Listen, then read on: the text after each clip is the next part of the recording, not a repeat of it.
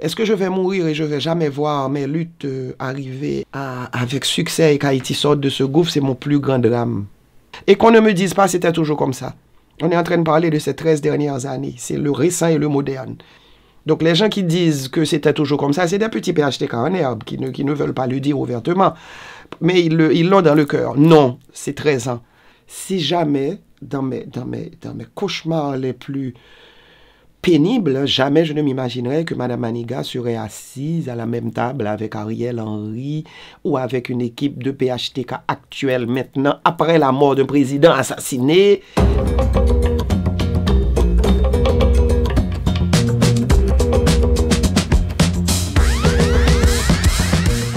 Et Roxane Ledan, et merci d'avoir accepté notre invitation. D'abord, est-ce que tu peux te présenter brièvement? Ouais, la question la plus difficile, hein, c'est de se présenter. Mais pourquoi il fallait me présenter? Mais Roxane Ledan, je suis né au Caille, dans le sud d'Haïti. Et on m'appelle, j'ai un surnom qui m'a été donné par quelqu'un que j'aime beaucoup. Le surnom, c'est Taïno L. Taïno pour les Indiens, un tiret et L pour Ledan, pour garder quand même mon originalité familiale. Et voilà, je fais des recherches maintenant. Je suis gestionnaire. J'étais à l'Union européenne pendant 12 ans. J'ai ouvert la délégation de l'Union européenne en Haïti. De cette carrière de gestionnaire et de management, comme on dit, à ce moment-là, j'ai eu l'idée. Et tenez bien, par quelqu'un, une des personnes qui m'a demandé de sortir de l'ombre avec mon travail sur la culture haïtienne s'appelle Josette Bruffards. Il y a 20 ans, elle m'a dit de montrer ce que j'avais. Donc, il y a 20 ans de ça, j'ai commencé et c'est de là est venu le nom Taïno L et la compagnie Haïti Belle pour faire la promotion et la valorisation de la culture haïtienne. Donc, en fait, je gère toujours les projets en général, mais je gère des projets à caractère socio-culturel et communautaire, disons, voilà. Très bien. Alors, Taïno L, Oui. est-ce que ça... En fait, j'imagine que la référence aux Taïnos, aux Indiens, oui, c'est quelque chose à laquelle tu tiens beaucoup. Je tiens à cette référence de Taïno, puisque, écoutez, je n'ai pas fait le test. J'ai le kit chez moi de l'ADN et c'est là, d'accord? Je ne veux pas faire le test pour la simple et bonne raison que je peux être déçu et ça peut me rendre à l'hôpital de savoir qu'il n'y a pas une seule trace de sang Taïno chez moi. Donc, je ne veux pas faire le test. Et le Taïno de Taïno L, justement, vient du nom que je veux adopter de moi et de savoir que ce n'est pas Christophe Colomb qui a découvert Haïti, qu'il y a eu des personnes et des personnalités, on peut dire, qui étaient de là déjà. Donc, c'est de là étant que le nom Taïno me vient. Quand on m'a choisi ce nom, c'était pour dire « Ah, mais tu as du sang Taïno ». Donc, je dis d'accord et je dis au moins Colomb le L à Taïno pour donner le dent. Voilà. Très bien. Très, très bien. Donc, tu as parfaitement expliqué le nom. Donc, voilà. Alors, en tant que photographe, vraiment, tu as monté pas mal d'expositions. Tu as travaillé vraiment sur pas mal de figures de l'histoire et de la culture haïtienne. Est-ce que tu peux nous parler de ton travail en tant que photographe, ce que tu as déjà fait jusque-là en tant que photographe? En tant que photographe, écoute, arrivé à un moment, disons que je me lasse un peu facilement. C'est pas une bonne chose, hein. C'est un défaut. En faisant mon auto-critique, je sais, c'est un défaut de me lasser. Je me suis lassé après beaucoup d'années, mais ça me prend quand même un bout de temps que je me lasse. J'ai fait de la photographie et j'ai été à l'école, à une école, superbe école en Haïti, chez Emeline Désert, à la Ruelle Vaillant, à Port-au-Prince. Et ensuite, j'ai été faire des cours d'expertise pour sortir de l'argentique au numérique, puisque ça nous prend une transformation à l'Université de Montréal, Nikon School of Photography. Donc, j'ai fait tout ça comme photographe et je faisais des expositions de photos. Je ne photographie pas Haïti avec autre chose que de la beauté, parce que pour moi, il n'y a que ça. Et donc, j'ai commencé par faire tout ça pendant des années. Je faisais des expositions, je participais à des salons et j'ai été un peu partout avec les photos. Et donc, en faisant des grandes affiches que vous avez vues d'ailleurs au salon avant-hier, il y avait une superbe affiche avec les 10 départements géographiques. Et c'est comme ça que j'ai fait pas mal d'années à ne faire que ça. Et ensuite, je me suis lassé, donc j'ai été faire de la recherche pour faire des documentaires photographiques maintenant. Alors oui, Roxane Ledan, Et en dehors de ce travail, effectivement, sur la photographie, tu l'as dit tout à l'heure, tu es aussi documentariste et tout ça. Est-ce que tu peux nous parler de ton travail? Qu'est-ce que tu as déjà fait comme documentaire? Comme documentaire, waouh! Écoutez, j'ai essayé de toucher à pratiquement tous les volets, le plus de volets de la culture que possible. Donc dans la culture haïtienne, par exemple, j'ai fait un documentaire photographique. On s'entend texte et photos, et qui sont des affiches que l'on place, et qui peuvent être non seulement exposées, appliquées, ou tournées en vidéo pour faire des films. Et j'ai fait sur l'art, la peinture haïtienne, l'historique. Okay? Tous, ce sont des historiques, les documentaires. Mes recherches se basent sur l'identité propre, d'où ça sort, qui on était avant et comment ça se passe. Donc c'est toujours des historiques, et je les appelle des randonnées. J'ai fait une historique qu'on appelle randonnée féministe du mouvement des femmes en Haïti.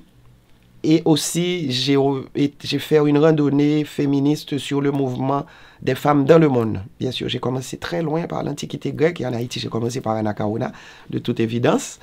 Et j'ai fait aussi une historique sur le carnaval haïtien, pour essayer de toucher à tout dans la culture. J'ai touché au monde littéraire, j'ai été voir René Depestre, j'ai rencontré Jacques-Séphane Alexis dans mon sommeil. Et j'ai fait des documentaires sur René Depestre et sur Jacques-Séphane Alexis. Et avec l'aide de mon frère, et c'est mon frère littéralement qui m'a tout fourni pour faire le documentaire, qu'il refait encore cette année sur l'historique de la vie de Dessalines. Parce qu'on connaît Dessalines à l'école, on ne connaît pas sa vie. Donc il y a toute une historique de 40 maquettes que Jean Le Fils a fait sur Dessalines. J'ai fait sur les Raras. Et ce documentaire sur les Raras est aussi audio, puisque ça passait sur la radio en Haïti à l'époque. Je peux citer Liliane Pierre-Paul, puisque c'est quelqu'un que j'aime beaucoup, qui passait sur sa radio avec 40 capsules audio de 5 minutes. D'accord? Qui racontait tout ce qui a rapport à l'historique des Raras et ce que c'est, qui campait bien les Raras. J'ai fait la même chose pour une éducation à la citoyenneté. J'ai toute une campagne sur la citoyenneté. Parce que je ne me rappelle pas la dernière fois qu'il y a eu un livre sur la citoyenneté en Haïti, au fait, rédigé dans les temps modernes. Donc j'ai fait ça aussi en audio. Il y a ma voix aussi, 5 minutes de capsule. J'ai fait sur, oh mon Dieu, j'en ai tellement eu que j'ai fait sur la co-souvenance, récemment également. Et puis, j'ai fait sur... mon Dieu, j'en ai eu tellement que je ne peux plus compter. Je vous ai déjà cité à peu près une dizaine. Et puis, donc, je n'arrête pas. Ben oui, ça nous permet de faire la transition par rapport au sujet qui nous préoccupe le plus, sur lequel on va s'attarder davantage, c'est-à-dire sur le livre et aussi l'objet de ta présence aussi à Paris, parce que tu es venu pour faire la promotion de ton dernier ouvrage, et aussi pour participer au Salon du Livre haïtien. Alors, déjà, avant d'entrer vraiment de plein pied dans le livre, est-ce que tu peux nous dire pourquoi, Roxane Ledent, tu as écrit un livre sur le vaudou et le vévé haïtien? Quel a été l'intérêt pour toi? Il faut dire, la première chose, c'est que je ne le montre pas assez souvent, et d'habitude, quand je suis en public, j'essaie de le cacher. C'est pas parce que c'est très personnel à moi. J'ai un vévé et peint sur mon bras. Le seul et unique tatou que j'ai, c'est un vévé. Et déjà, là, c'était dans ma tête que bon, ça ne suffit pas. Maintenant que je vais aller vers les vévés.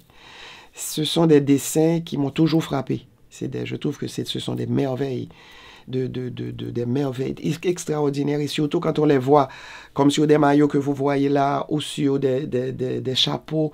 C'est une œuvre artistique. Mais je ne pouvais pas montrer les vévés sans passer par décrire, avant d'arriver sur les vévés, c'était quoi le vaudou. Donc, ce livre parle d'un b.a.-ba sur le vaudou. Pourquoi? Ben, parce que dans la valorisation de la culture haïtienne, s'il y a un volet que l'Occident a volontairement choisi de placer comme étant négatif et comme étant vraiment quelque chose à ne pas ni y réfléchir ni parler, c'est le vaudou. Et c'est vraiment une erreur grave que nous devons de corriger le plus que possible. Et c'est comme ça que, en touchant un petit peu à tout ce qui a rapport à la culture uniquement, et mon parcours m'a amené vers le vaudou, ça fait plus de 30 ans. Et au fait, ça a commencé au Caille petit. Je voyais des petites choses assez bizarres chez moi, dans ma famille, dans mon quartier, parce qu'il faut taire le vaudou. Hein. Et on va à l'église catholique, on est tout ça. Mais il y avait des petites activités bizarres qui se passaient. Donc je me demandais pourquoi est-ce que il y a des choses qui étaient en train d'être cachées, soit dans la maison, soit autour de moi, soit des personnes qui fréquentaient et ma famille et tout. Donc c'était... Et depuis lors, au Caille petite, où j'étais, c'est là où j'ai passé mon enfance, déjà ça me titillait de comprendre qu'est-ce qui se passait. J'ai apporté ça avec moi à Port-au-Prince. Et heureusement que j'ai eu mes sœurs et frères aînés qui n'ont pas bloqué mes quêtes et mes recherches et qui n'ont pas bloqué ma curiosité, qui est, comme je dis, une sorte de grand défaut de toujours essayer de comprendre et de savoir. Et puis c'est comme ça que ça n'a jamais arrêté. Ça n'a jamais arrêté. J'ai poursuivi, j'ai visité les lacous, j'ai été dans des cérémonies de vaudou, je me suis impliqué un peu partout dans tout ce qui a rapport au vaudou pour essayer de sortir quelque chose de... le b.a.-ba, qui ne complique pas l'existence, qui ne soit pas trop compliqué à comprendre, que vous, n'importe qui en le lisant peut avoir une idée de ce que c'est que le vaudou, qui est vraiment une pratique extraordinaire. C'est un mode de vie que je voulais décrire dans ce livre-là. Et merci de m'avoir reçu à Paris et merci de m'avoir reçu ici. Et je regarde chez vous, là, vous avez toute une... Je suis littéralement à l'intérieur d'un espace qui non seulement représente le vaudou, mais qui représente la culture haïtienne dans son intégralité. Il n'y a personne qui vous a encore interviewé, là. Parce que il faudrait... Tu vas peut-être le faire. Il faudrait qu'on le fasse, parce que ce que je vois de chez vous, vous, Haïti Inter, vous ne faites pas un travail. C'est vous portez ça en vous. Il y a toutes sortes d'images, il y a toutes sortes de personnes, de personnalités. Vous dormez littéralement avec ces gens nuit et jour. Vous ne faites pas un travail. Donc c'est moi, vous me comprenez quand je vous dis que vous avez un musée littéralement, en plus d'une bibliothèque dans une autre bibliothèque. Waouh, ok. Je ne sais pas comment... Waouh, ok, bon. Merci, Roxane. Il ne faut pas couper ce que je viens de dire. Hein, on ne coupera pas. Ok, merci. J'aimerais savoir, Roxane, et je pense que tous ceux qui vont suivre cette interview voudraient savoir, toutes ces choses non dites que tu voyais étant petite, qu'est-ce que c'était? Qu'est-ce que tu as découvert? Et comment tu peux les... Est-ce que tu as eu ta réponse, en fait? Parce que oui, tu as vu, tu fais des recherches. Oui. Mais c'était quoi ces choses non dites?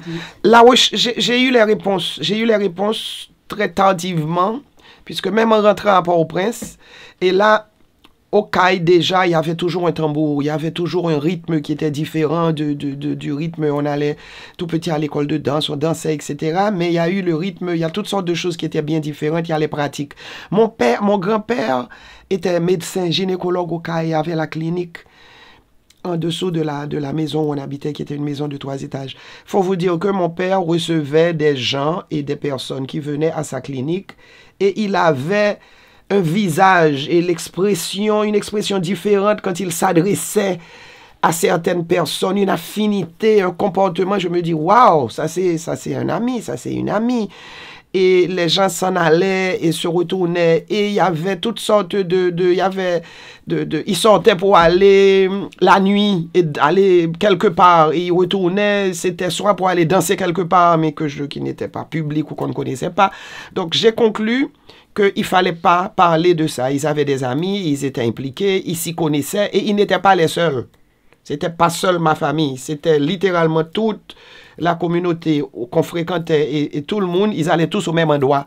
Et nous, on bougeait beaucoup, on nous emmenait beaucoup étant du sud, on allait en villégiature en week-end, ok? Comme tout le monde, comme vous le faites et comme on le fait. Donc nous, on sortait des cailles pour aller à Campérin, on sortait des cailles pour aller à l'Île-à-Vache en week-end, on allait à Aquin, ou bien, donc on prenait la route pour aller ailleurs, ou on allait chez nous, à Campérin, puisque mon père aussi a sa maison jusqu'à aujourd'hui.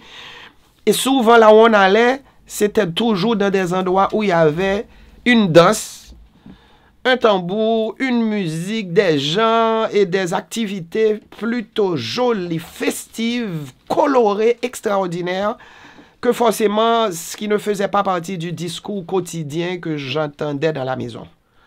Mais pour une raison X, ils se rendaient toujours vers cette activité super jolie qui vraiment était extraordinaire. Et ce tambour, et ils dansaient tout le temps. Donc je me dis, ah, il y a quelque chose là. Et chaque fois que je posais la question, c'était quoi? C'est rien, tais-toi, il ne faut pas en parler. C'était ça, c'était comme la politique à l'époque. fallait pas citer le nom Duvalier dans la maison du tout, parce que on était des anti-Duvalier, tu ne peux pas commencer à parler de ça, il ne fallait pas éduquer, ni lire les livres de ça. Donc, arrivé à Port-au-Prince, j'ai compris, en entrant dans l'adolescence, et en regardant, et en me faisant accompagner de certains endroits, et en ayant la capacité de pouvoir bouger seul, et aussi la chance de poursuivre et d'aller rencontrer du monde. Mes frères étaient l'ami de plusieurs personnes qui évoluaient justement dans le niveau musical, artistique et vaudouisant. Donc, c'était comme ça que j'ai été un peu partout. Et puis, on avait un petit orchestre même qui chantait de la musique. Et vaudou qu'on appelait Kachimbo à l'époque. Donc, on était sur scène pour chanter aussi. Donc, on s'amusait et on s'imprégnait de cette culture jusqu'à ce que j'ai compris que vraiment, il y avait quelque chose d'extraordinaire. Et le point culminant de ma recherche, tout bizarrement, s'est produit pendant que j'étais en dehors d'Haïti, à l'université à New York. Et c'est là que j'ai connu plusieurs personnes, dont l'équipe, je vous parlais de Daniel Coulange, malheureusement, qui n'était pas là, mais il y avait Daniel Beauboin que j'ai rencontré à l'université.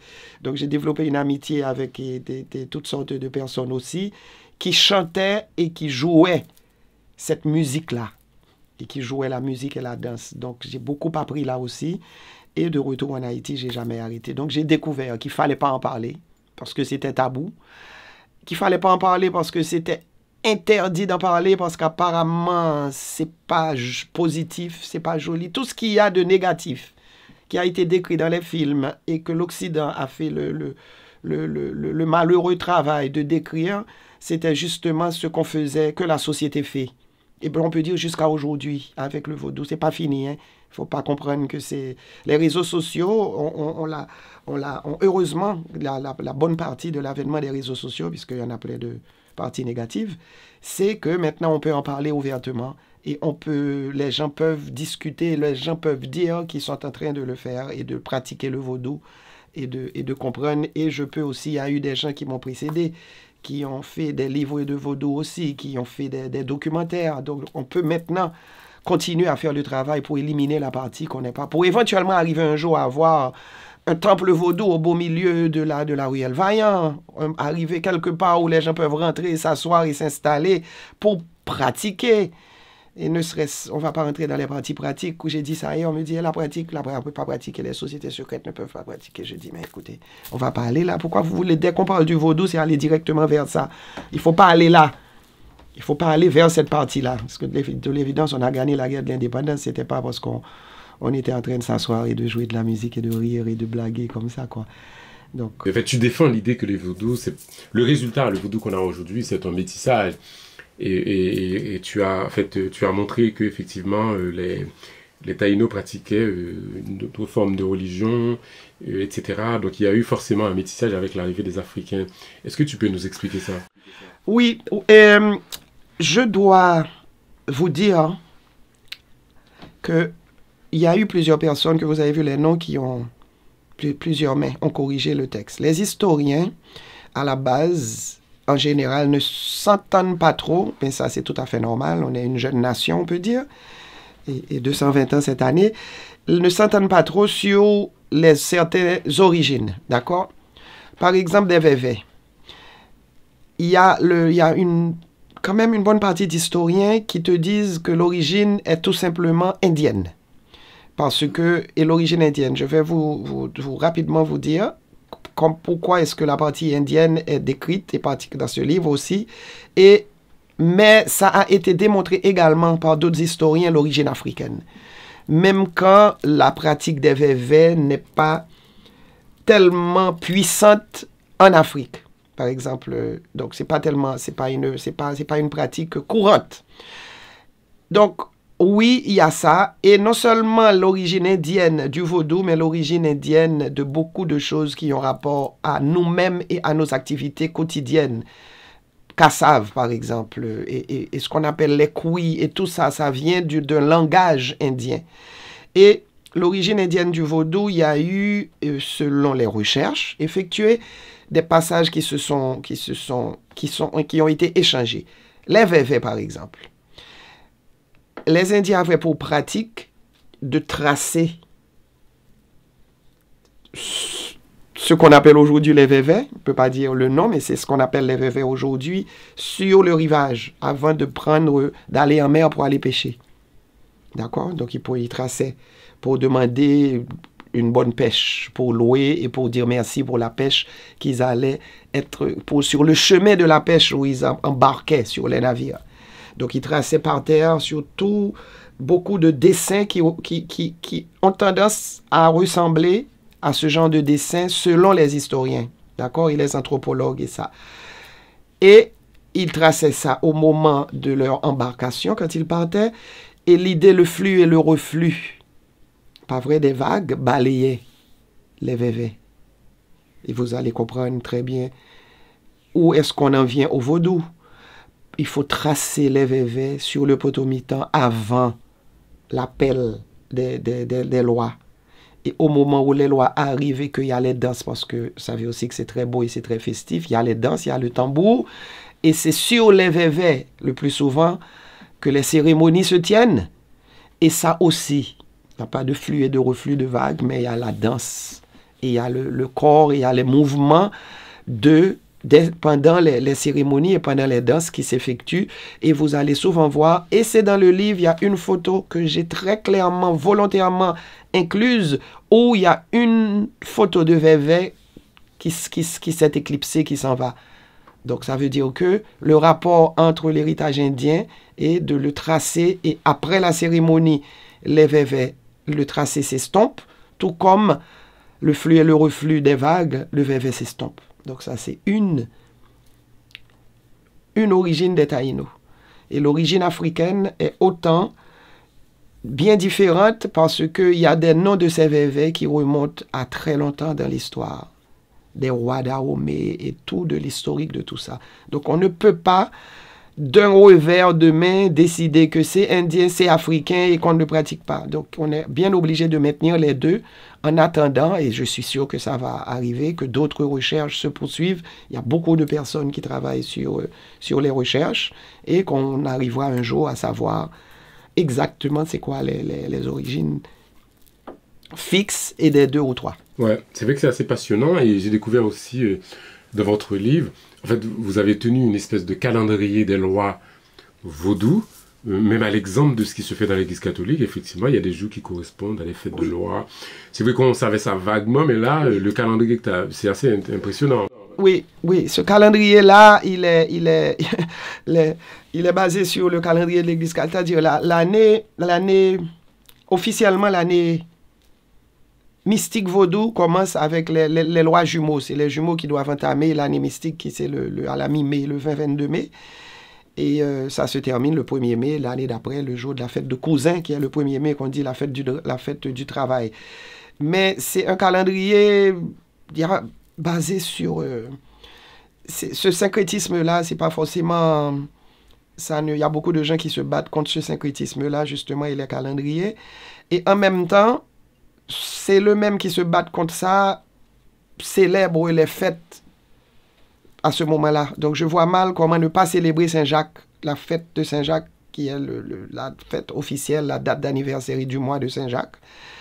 Comment ne pas célébrer ces dates-là, même si ça se base sur ça. Et aussi, il faut dire, qui équivaut à la date du 25 juillet, qui est le Saint catholique Saint-Jacques. Okay. Qui est célébré, et Saint-Jacques de Compostelle, le Saint-Sec et tout.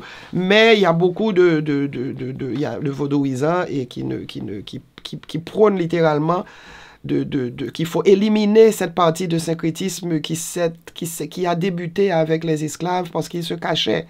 Ils ne voulaient pas que le colon blanc, à l'époque, soit au courant, soit informé qu'ils ont apporté avec eux un autre mode de vie, une autre pensée qui est totalement différente de cette pensée-là qu'il voulait nous inculquer, qui est la pensée de l'Église catholique, au nom du Père et du Fils et du Saint-Esprit. Donc il fallait pratiquer le vaudou d'une façon clandestine, et la seule façon pour pratiquer, c'était de faire semblant d'avoir des images de saints catholiques présents pour que le colon blanc puisse admettre. Et pour eux, c'était tout à fait normal. L'esclave va à l'église, mais ils ne savaient pas du tout qu'il y avait ça et c'était le moyen de le faire. Donc, on a continué avec ça et le syncrétisme au Cap haïtien, dans le Nord. J'ai posé la question à plusieurs reprises. Il fallait que je fasse très attention aussi dans le livre. Et ils vous disent que le syncrétisme est bien présent pratiquement dans le Nord. Donc, c'est encore une chose qu'il faut... C'est des débats qui doivent continuer à se faire pour savoir comment, pour ne pas avoir deux, déjà pour que le vaudou ne soit pas en train de se battre entre deux courants. Ça, c'est pas bon. Pour pouvoir avancer, il faut qu'on aille dans la même direction, quoi. Alors, ma prochaine question, c'est par rapport à ta vie de militante. Ah. Voilà, on va essayer d'en... Voilà. Ouais, donc, c'est ça. Ouais, en plus...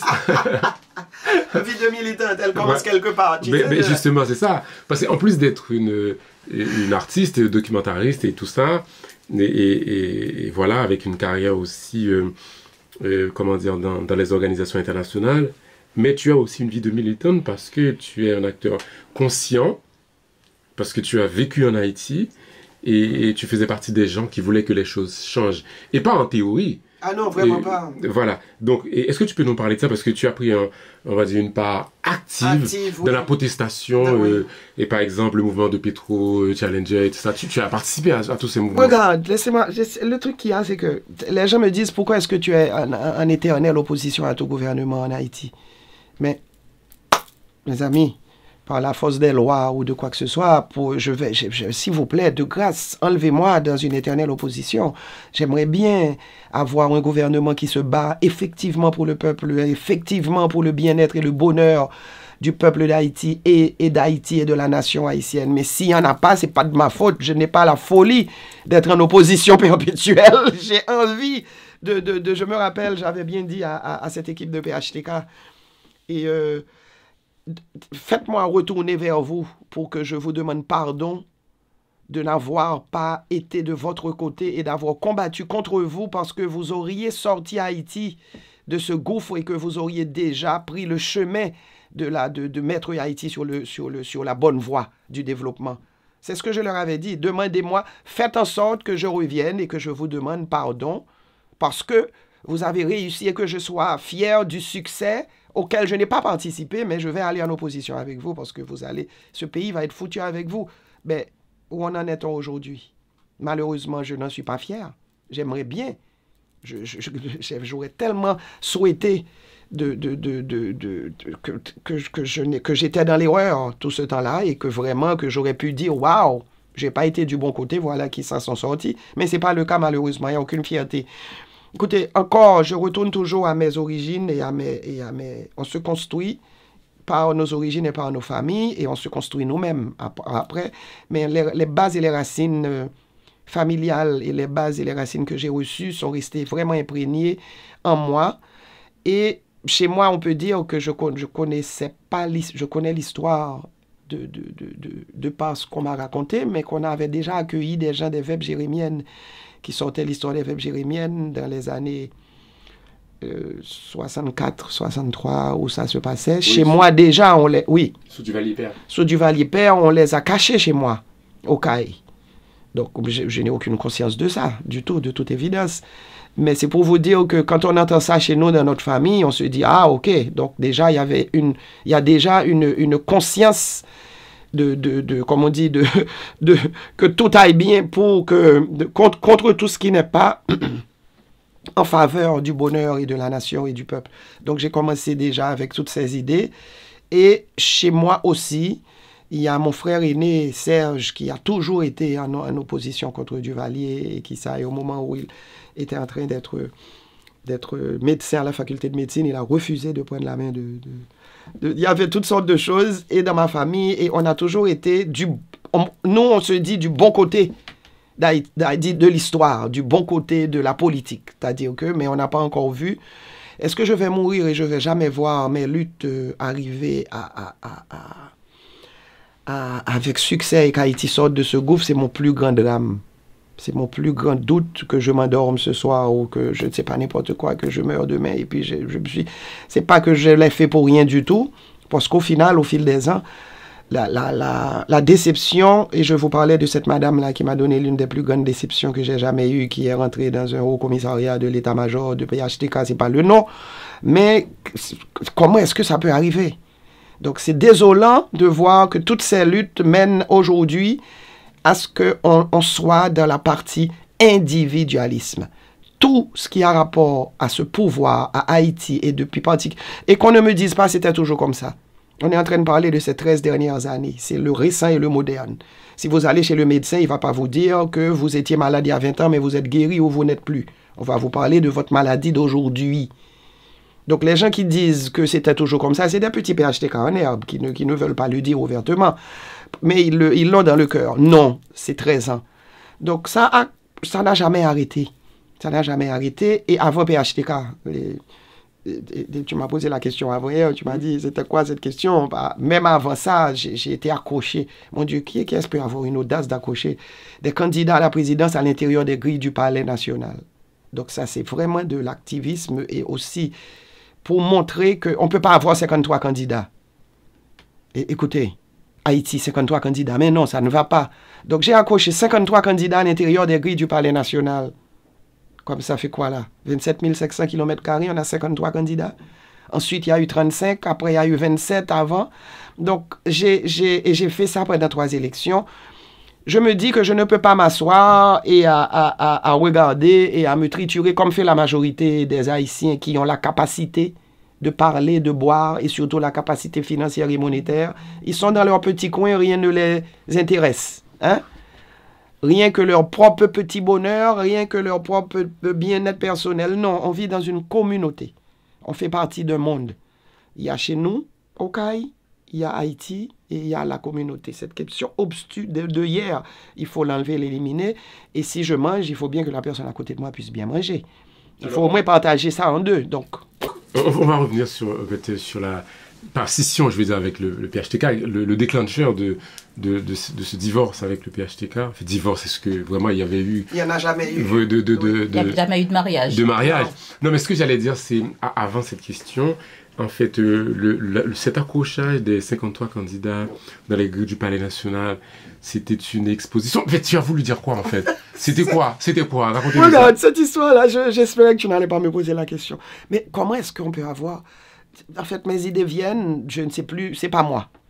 Je ne peux pas me défendre de ça, c'est pas moi, c'est moi. C'est pas une défausse, c'est juste que les idées me viennent et c'est de la folie, littéralement, d'aller suivre les idées qui nous viennent. Il ne faut pas faire ça. Hein. Vraiment, c'est encore une autre chose. Cette audace d'aller... Je voulais faire une exposition de photos, documentaire des candidats avec leur numéro de bulletin de vote, avec leur numéro de parti, avec aussi faire sortir, et d'ailleurs j'ai imprimé des brochures, des livres que j'ai fait avec de demander à chacun et à chacune de ces candidats c'était quoi leur plan, c'était quoi, avec quoi ils allaient aux élections. Et je ne vais pas citer, mais maintenant j'ai en tête 3 candidats qui n'avaient pas...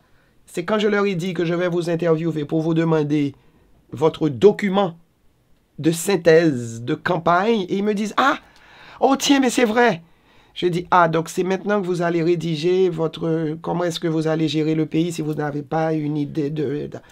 Donc l'idée, c'était de montrer, au lieu d'entendre la radio ou d'aller un peu partout pour faire les recherches, c'était de cumuler tous les candidats en un seul document. Un documentaire photographique qui avait les photos et les textes. Donc, je rencontrais chaque candidat, je leur parlais. J'avais même un moment à la télé, à la radio. Mais je dois vous dire que je n'ai pas poursuivi avec cette liste de candidats, puisqu'ils m'ont beaucoup déçu. Il y en a qui ne parlaient pas du tout, qui n'avaient aucune suite dans les idées. Il y en a qui ne pouvaient pas du tout se présenter comme, je ne sais pas, comme quoi, voire comme être président. Donc, je n'ai pas aimé la vibration que ça me donnait. C'était... de les placer quelque part pour montrer au grand public, voici la Pléiade, voici ce qui se passait chez nous en termes d'élections. Et je peux vous garantir, ça a eu un succès fou. Rien que, c'est sur les photos d'ailleurs, où les gens étaient debout avec stylo, papier, des petits jeunes avec uniforme d'école en train de prendre note. aller d'un coin du Palais National à l'autre coin du Palais National, à marcher sur toute l'étendue, vous avez vu les grilles, sur toute l'étendue des grilles du palais, et de prendre, et de prendre, et de prendre. Et à ce moment-là, à la dernière année, je pense que j'avais inséré mon email, où je parlais à la radio pour dire, écrivez-moi, demandez. Et puis, j'avais fait imprimer une brochure avec tout ça, où je donnais un cadeau, pour que les jeunes puissent savoir, voilà, qui sont les candidats que vous avez classés par ordre alphabétique ou par ordre de numéro de bulletin, sans aucune, il n'y avait rien de ça. C'était pendant quelle élection déjà? Oh, j'ai commencé, j'ai fait les trois, j'ai fait l'élection de 2005, j'ai mis sur les grilles du palais. J'ai jamais oublié quand j'ai été voir Boniface Alexandre pour lui dire que je vais prêter ces grilles de son palais, j'ai vu son cabinet. Le monsieur me regarde comme si, vous allez faire quoi, madame? Je dis, écoutez, je ne peux pas mettre les photos dehors, parce qu'on va les vandaliser. Et j'ai besoin de mettre les photos à l'intérieur des grilles internes du Palais National. Il me dit, vous réalisez que c'est un Palais National? Je dis, oui, mais vous allez avoir un président. Et à une élection, l'idée n'est pas complètement saugrenue de montrer à tout le monde que parmi ces individus, il y a une personne qui va rentrer là. Et puis il m'a dit, pas mal, mais comment vous allez faire? J'ai dit, c'est partie technique, laissez ça à mon expertise et à mon équipe. Donc du coup, j'ai piqué des gros morceaux de fer à l'intérieur des grilles. Et c'est de la terre, c'est un gazon. Et on a imprimé dessus, très grand et très large. Sur n'importe qui passait de l'autre côté de la rue pouvait voir les affiches en gros, en gras et en large. Donc j'ai mis à l'intérieur à l'élection de 2005-2006. J'ai ensuite mis en 2010 et en 2011. D'accord? Et ensuite, j'ai mis en 2015-2016. J'ai fait les trois. Vous imaginez rentrer à l'intérieur des... Évidemment, c'est culotté. Non, c'est culotté, est un petit mot. Je me demandais est-ce que j'allais rentrer sur la première présidence pour aller demander la deuxième des grilles du palais, mais ça a été fait. Et vous imaginez en plus, à l'intérieur du palais, et j'ai insisté que ça soit la nuit, puisque je ne pouvais pas le mettre une fois. La première année, j'ai essayé de le faire à partir de 16h ou de 17h, la quantité de gens que j'avais à chaque affiche qu'on mettait, il faisait encore jour, les gens dehors la grille, les passants qui venaient, et qui c'était les commentaires, on n'a jamais ri autant.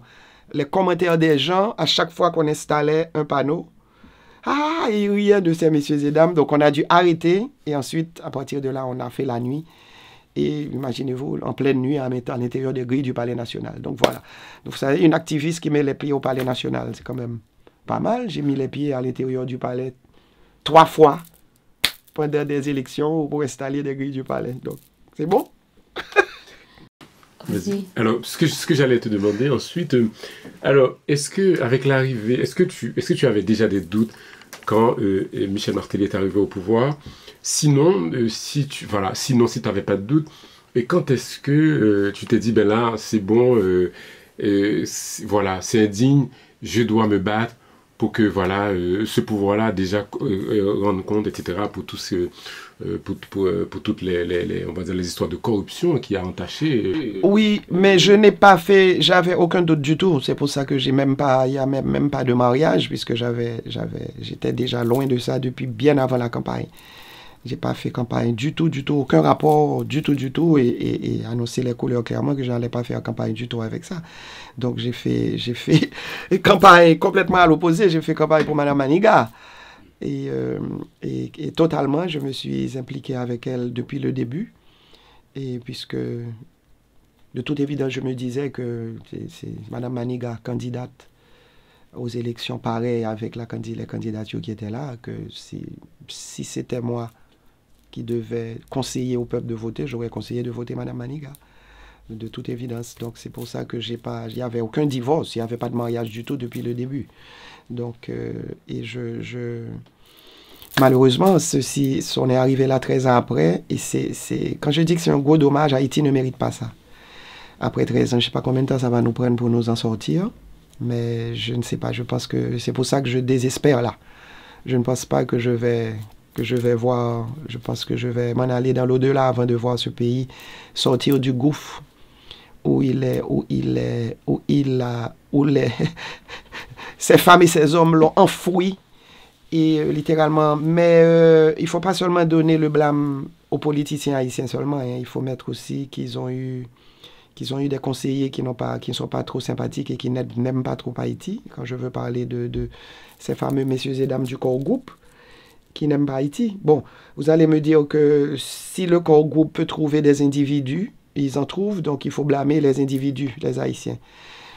Mais le corps groupe essaie, les Haïtiens ont répondu. Mais si à l'inverse, le corps groupe n'avait pas existé, il n'y aurait eu aucun moyen ni aucune possibilité pour ce gâchis de se tenir au fil des ans pendant toutes ces années. Ça n'aurait pas été possible. Est-ce que tu es déçu par rapport au combat que tu as mené? Et si tu devais refaire la même chose, est-ce que tu l'aurais fait ou bien tu te dirais, ben voilà, j'ai ma vie, je vis ma vie, bon, Haïti, je peux pas? Waouh! Comment dire? J'ai pensé à... J'ai pas souvent... Je ne perds pas souvent les mots, mais là, je pense que c'est pas souvent que j'ai une question qui me laisse complètement perplexe, à laquelle je ne sais pas trop comment répondre. Parce que je me suis posé la question à moi-même à plusieurs reprises, et je n'ai pas encore eu la réponse. Mais je peux vous dire vers quoi la réponse se pencherait. J'ai tellement... En fait, la déception n'est pas venue de l'équipe de PHTK ces 13 années. Je savais où on allait avec cette équipe. La déception est plutôt venue d'individus, de personnes avec qui on avait fait un bout de chemin. Et si aujourd'hui, ces individus peuvent se retrouver dans la même équipe que cette équipe-là, et c'est des gens qui étaient des ennemis... Écoute, mes amis, Madame Maniga, comment Madame Maniga se retrouve là? Là où elle est aujourd'hui. Oui. C'est-à-dire, c'est évident de son travail, de ce qu'elle fait. Comment Madame Maniga peut-elle se retrouver là? Donc, quand on parle de déception et quand on parle de est-ce que je ferais la même chose, ça c'est un bon exemple. Ça je peux vous dire. Parce que si jamais, dans mes cauchemars les plus pénibles, jamais je ne m'imaginerais que Madame Maniga serait assise à la même table avec Ariel Henry ou avec une équipe de PHTK actuelle maintenant, après la mort d'un président assassiné, sur la même table en train de gérer ensemble la nation, un pays maintenant. C'est-à-dire que si je devrais recommencer, je me pose la question, est-ce que je ferais campagne avec Madame Maniga? Pourquoi est-ce que j'ai fait campagne avec comme ça? Pourquoi est-ce que je me suis autant engagé? Pourquoi est-ce que je me retrouve aujourd'hui à regarder quelqu'un pour qui je me suis battu, qui maintenant se retrouve du même côté que c'est le qu'on combattait? Donc c'est pour ça que je te dis que la réponse à cette question est, en même temps, je ne suis pas je veux pas dire que si j'ai pas perdu une bataille, je ne me battais pas contre quelqu'un. Je me battais pour une Haïti meilleure. Donc je suis farouchement déçu que toute cette guerre pour une Haïti meilleure, toute cette lutte pour une Haïti meilleure, avec toute l'énergie et tout ce qu'on sait de gens comme moi et de mes amis qui peuvent se battre pour une Haïti meilleure et qui ne pensent pas, nous savons dur comme que Haïti mérite d'être une nation, comme d'avoir un minimum. Bon, disons, le peuple mérite d'avoir un minimum et de voir aujourd'hui arriver là. C'est-à-dire, est-ce que je recommencerai? Sincèrement, je suis en toute honnêteté, je ne sais pas. Et c'est parce que je suis en train de bégayer, je perds mes mots, parce que je n'ai pas la réponse, parce que je me pose la question. Si c'est pour aboutir au même résultat, non, pourquoi? Puisque le résultat est négatif. On n'a pas réussi à faire ce qui était nécessaire. Les forces noires ont réussi à gagner le terrain. Est-ce que c'est comme ça dans la politique? Que les forces noires, finalement, gagnent toujours contre nous qui avons des bonnes idées, nous qui pensons au peuple. Donc, finalement, il y a de ces peuples comme les nôtres qui ne méritent pas d'avoir une vie et un quotidien normal. Donc, c'est ces questions-là que je me pose. Pourquoi est-ce qu'on a fait tout ça de bonne grâce, de bonne guerre? Moi, personnellement, je me dis, je me bats pour une bonne cause. La cause pour laquelle je me bats, c'est messieurs et dames qui briguent des postes électifs, ok, des postes électifs, on leur donne un mandat pour faire exactement les raisons pour lesquelles je me bats. Ça fait aucun sens. Je me bats pour vous dire, faites votre mandat. En plus, je n'arrive pas. Je ne gagne pas la bataille en insistant pour que vous fassiez votre mandat. Donc, finalement, est-ce que ça vaut la peine? Est-ce que ça vaut pas la peine? Oui, je ne regrette rien du tout. Je me dis que ça a fait de moi qui je suis, ça a fait de moi que j'ai dépensé. Et ça a surtout fait de moi et de nous qu'on n'est pas resté à profiter du peuple, puisqu'il y en a beaucoup qui en profitent, qui jouissent du peuple, qui les utilisent à n'importe quel moment pour n'importe quoi, et qui se prennent, je ne sais pas moi, ils sont les supérieurs, les ducs, les duchesses d'Haïti, et de tout. Il n'y a personne qui est duc et duchesse de quoi que ce soit. Allons ne pas s'entendre. Okay? Ce caveau qui nous attend, on va tous aller exactement au même endroit. Donc, c'est ça. Et là, maintenant, je ne regrette rien du tout. Ça a fait de ça. Et la différence est claire et nette entre les personnes, entre ceux qui sont restés les bras croisés, à regarder, à sucer le peuple, à s'enrichir, à voler, à faire de la corruption. Et maintenant, ils ne sont plus des voleurs, ils sont des assassins, à assassiner le peuple. Et ceux qui se sont tus, littéralement, qui n'ont rien dit, qui ont regardé, complices. Parce que quand vous vous taisez, vous vous mettez du côté de l'oppresseur. Ça, il n'y a pas de doute là-dessus. Ce n'est pas une phrase qu'on lâche. C'est une phrase ah, je me tais. Qui ne dit mot consent. Il y a plusieurs phrases du genre. Donc, là, ma lutte, et oui, peut-être que je recommencerai au final, si c'est pour me détacher de ces personnes et pour dire qu'on n'est pas pareil, vous et moi, parce que au moins moi, je me suis battu pour faire avoir un bien-être pour le peuple, même quand je n'y suis pas arrivé, mais vous ne vous êtes battu pour rien du tout. Donc, peut-être qu'à la fin... Est-ce que les combats menés par les activistes comme toi, sans vous reprocher de quoi que ce soit, est-ce que le combat mené n'est pas mal mené dans le sens où souvent vous portez, tous ceux qui se mettent à combattre, vous portez seul tout le fardeau de votre combat sans éduquer le peuple, sans le faire avancer avec vous dans votre combat. Est-ce qu'il n'aurait pas fallu impliquer le peuple dans vos combats? Parce que tout le temps, on se dit, on se bat pour le peuple, mais le peuple, il ne sait pas lequel de combat le concerne.